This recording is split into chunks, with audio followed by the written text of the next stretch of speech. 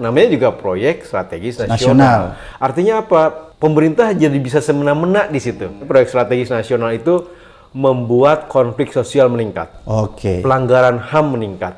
Perusakan lingkungan meningkat. Ini adalah upaya dari pengusaha nakal supaya dapat legitimasi untuk menggrab suatu wilayah yang sebenarnya itu mestinya dipertahankan. Karena statusnya PSN ya dijaga oleh militer, oleh polisi, dan semua orang tidak boleh masuk ke situ. Kan? Itu saya yang nanya, Pak Aguan sebagai pengusaha, worth it nggak sih? Menguntungkan nggak sih masuk investasi di IKN?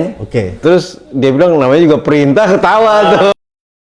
Namanya juga proyek strategis nasional. Artinya apa? Pemerintah jadi bisa semena-mena di situ. Proyek strategis nasional itu membuat konflik sosial meningkat. Pelanggaran HAM meningkat.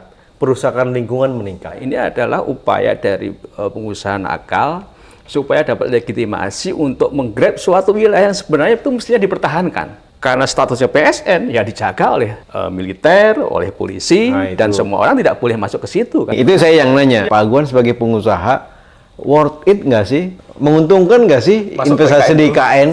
Terus dia bilang namanya juga perintah, ketawa tuh. Namanya juga proyek strategis nasional. Artinya apa? Pemerintah jadi bisa semena-mena di situ. Proyek strategis nasional itu